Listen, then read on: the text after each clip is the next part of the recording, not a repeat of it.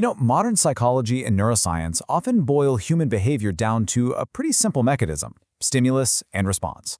The basic idea is that when we get hit with an external stimulus, we just instinctively react. But are we really just animals responding to stimuli? Today, we're diving into this explainer to look at how we actually process and actively react to the ultimate spiritual stimulus, the gospel. To get started, let's look at Viktor Frankl. He was a psychiatrist who survived the Auschwitz concentration camp, and he observed something absolutely profound. He noted that while animals react purely on instinct, humans are different. We actually have a space where we can pause, interpret a situation, and actively choose our response. And honestly, our growth and our happiness depend entirely on what we do in that space. Here's a roadmap for today's explainer. We're going to cover the space between stimulus and response, gospel consumer versus distributor, the 5 types of gospel opposition, why there are no ordinary saints, the narrow path of hardship, and finally, sticking tightly to the word. All right, let's jump right into section 1, the space between stimulus and response. If we look back at Acts chapter 13, the Apostle Paul drops this massive message, the gospel, on a crowd, basically forcing them to make an active choice. And what's wild is they didn't just passively listen. The reactions split perfectly down 3 distinct paths. And you know what? Every single week we stand at that exact same crossroads. Whenever we hear the word, we have a choice. We can react positively by accepting it, negatively by opposing it, or go even deeper by actively participating in it. So let's break down what each of these 3 reactions actually looks like for us today. Moving on to section 2, gospel consumer versus distributor. When the crowds in Acts 13 first heard the gospel, they didn't just get a warm, fuzzy feeling and go home. No, they literally begged to hear more. By the very next week, almost the entire city showed up. Why? Because those first listeners just couldn't stop talking about it. The idea spread like wildfire. To put it in modern economic terms, a true disciple isn't just a consumer sitting comfortably in a shopping cart, hoarding all the grace for themselves. The New Testament never separates believing in Jesus from being his disciple. A disciple is a dedicated distributor. You're a delivery driver, a bridge, sharing the good news with everyone else. But sadly, over the centuries, we've kind of separated the two, and now we end up with communities packed with consumers, but very few actual distributors. That brings us to section 3, the 5 types of gospel opposition. Back in Paul's day, the religious leaders saw these massive crowds, and honestly, they were driven by jealousy, not truth. They started contradicting the message with totally baseless slander. And today, that opposition still exists, and it generally takes 5 modern forms. First up, you've got the slanderer.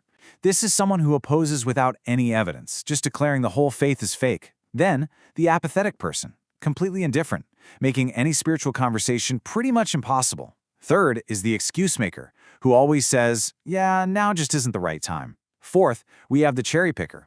They'll take the parts of faith they like, but stubbornly reject absolutely anything that requires a little sacrifice. And finally, the hurt individual. They actually like the idea of faith, but they reject it because they've been deeply wounded by the hypocrisy of other people. Now I really have to ask you a tough question here. Are you politely rejecting the gospel by keeping one foot in the world and one in faith, basically just living by what seems right in your own eyes? It's so easy to look at those 5 types of opposition we just talked about and think, oh, that's just outsiders. But there is a super stealthy form of rejection right inside the community. The source material calls it the judges type, named after that biblical era where everyone just did whatever they thought was right. These are nominal Christians who totally call Jesus their king with their words, but then they flip-flop between God and the world depending on whatever is most convenient for them that day. Let's dive into section 4. There are no ordinary saints. This concept completely transforms how we view our role in the church. We really need to redefine a word that has been massively misunderstood over the years. Unlike the cultural idea of All Saints' Day that you might see in places like Spain, the early Christian church never worshipped leaders or historical figures as these perfect, out-of-reach saints. According to the New Testament, if you believe, you are a saint. Period. There is literally no such thing as a passive, average believer who gets a free pass from the call to action. Every single one of us is called right to the front lines. And this realization gives some serious, incredible purpose to exactly where you live right now. Take this for example. If you're an immigrant living in a city like Madrid, dealing with language barriers and feeling culturally isolated, it's so easy to feel like a forgotten wanderer just trying to scrape by. But the perspective shift here is an absolute game changer. God didn't just place you there by accident. You were intentionally scouted, selected, and strategically deployed to be a gospel distributor to your city. Realizing that totally restores your spiritual self-esteem, doesn't it? All right, moving to Section 5, the narrow path of hardship. Now, let's be real for a second. Stepping up as a distributor isn't going to magically make your life a breeze. That cultural friction and those relational struggles you face, they aren't just bad luck. They are actually the expected narrow path of truly carrying the cross. Think back to Acts 13. When Paul and Barnabas successfully shared the message, they weren't handed a bunch of wealth or comfort. No, they were persecuted and literally kicked out of town.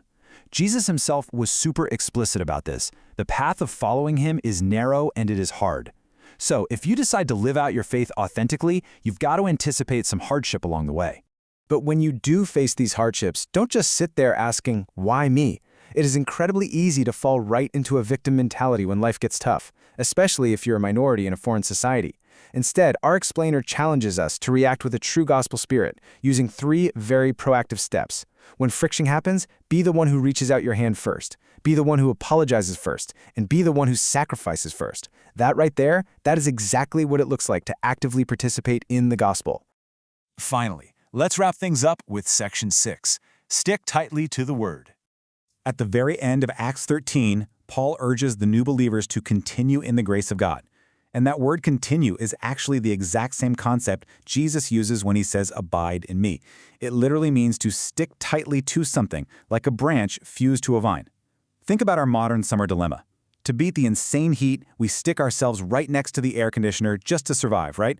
Or we keep our smartphones glued to our hands 24/7, just endlessly scrolling. But clinging to these fake masters actually ruins our condition. Too much AC makes us feel sick and sluggish, and way too much screen time totally drains us mentally. But when we stick just as tightly to the Word of God, our true master, our souls are genuinely revived and restored. So as we wrap up this explainer, I want to leave you with this somewhat provocative thought. Are you going to remain a passive consumer of comfort, or are you going to be an active distributor clinging to the truth? Remember, between the stimulus of your daily life and your response, you have a space. You have the ultimate power to choose. Will you choose the narrow path? Will you step up to distribute rather than just consume? Think about what you're clinging to today. Thank you so much for joining me for this explainer, and I seriously challenge you to make the choice that truly revives your soul.